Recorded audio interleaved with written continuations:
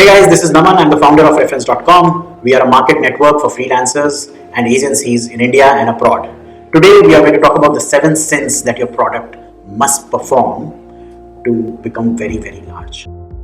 Christianity talks about 7 sins that you must not perform, and marketers talk about that your product must perform these 7 sins.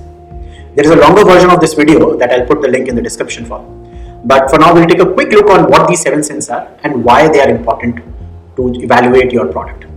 So sin number 1 is greed. Now, greed is very simple. As humans, we want more so that we can survive for longer. If I'm getting 1 banana, maybe I want 2. Now imagine all of these sins as a prehistoric human, or maybe an animal, in the pre-Homo sapiens era.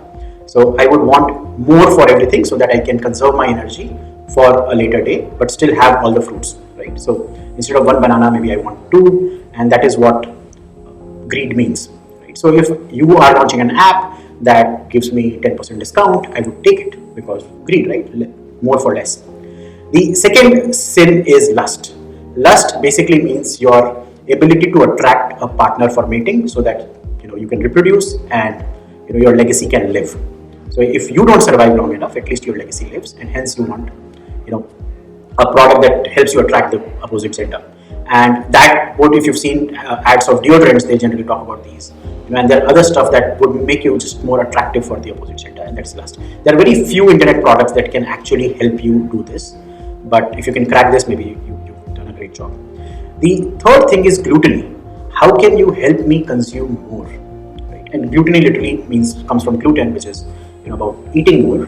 But say you're watching a YouTube video and you show me a thumbnail on the side. Now the thumbnail is so attractive that I end up clicking it. So I came to watch 1 video, but now I'm watching 2 videos. Basically, you are increasing my consumption, which is increasing my screen time on your app, and hence your app will become better and popular, right? So that is the third sin, that is about gluttony, that is consumption.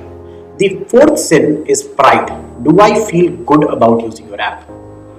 Now, if I ride a cheap car versus a costlier car, and let's say this costlier car is a Tesla or BMW, maybe I get more pride out of it, right? So if you can create a brand, a product that helps me feel proud, maybe it's a SaaS app that lets you manage your employees, but now this SaaS app gives you some matrix that helps you feel good, saying, okay, because you did use this app, you did this thing better, and hence you feel proud of yourself.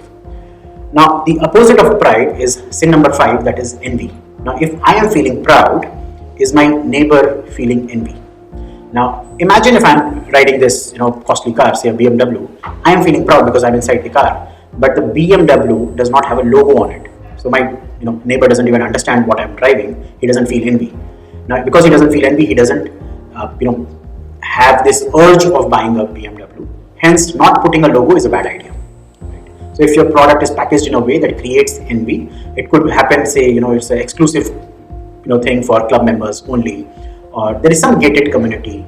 All of these things, make you feel envy about the person on the other side. If your product, if your marketing is helping do that, it's a great place to be. Right? The next thing is wrath. Wrath basically means anger, okay?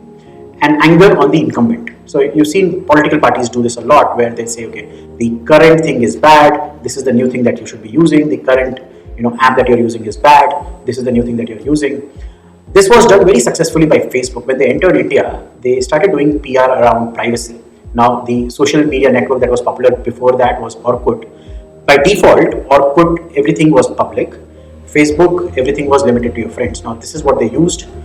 This is what Facebook used against Orkut, and said, you should be very angry because Orkut is making your data, public. And actually, both the apps let you have a public and a private mode, but the default versions were different. On Orkut, the default was public. On Facebook, the default was private.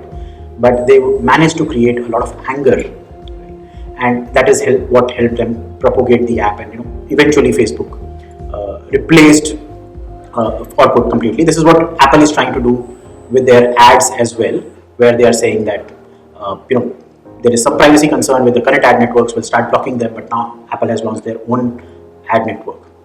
The last one is sloth. Sloth basically means laziness, which is again, less for more, help me save my energy. I don't want to go to the restaurant. Can you please deliver the food? I don't want to click that extra button. Can you just check on the default option for me by default, right? Now, almost all internet products end up, helping you become more lazy.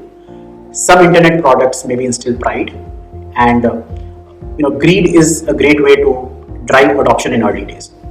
Now, how do you really understand what your product is doing, and how do you evaluate? So you start scoring yourself. All products will score negative on at least one of these three things, or one of these 7 things, sorry. And generally, they will score, a good product will score positive on 2 of these things. Okay, so maybe, this app saves time. Say I'm talking about Superhuman, the emailing client, saves time. Yes, makes me feel proud because it's a costly thing. But on the greed factor, it's a negative because it's a very, very costly thing. Right? Now, if you have to balance it out, if your score is positive on this, your product will do great. But imagine if you have like 2 negatives, 1 positive, it may not work out. Or maybe you are not even realizing what positives you are delivering. So the packaging is not nice. You're not talking about that product, that thing in the market. Maybe, as I said, in case of feeling proud, it's a SaaS app for HR management, but the reporting is not nice. So I don't even know what I'm gaining out of it. Right? In such a situation, maybe when you start evaluating on these 7 parameters, you will know what changes to make in your marketing, if not the product. Or maybe you will know how to tweak the product a little to instill one of these 7 sins. Again, there is a detailed version of this video in the description below, and let me know, if you made any changes on your product based on this video. Thank you.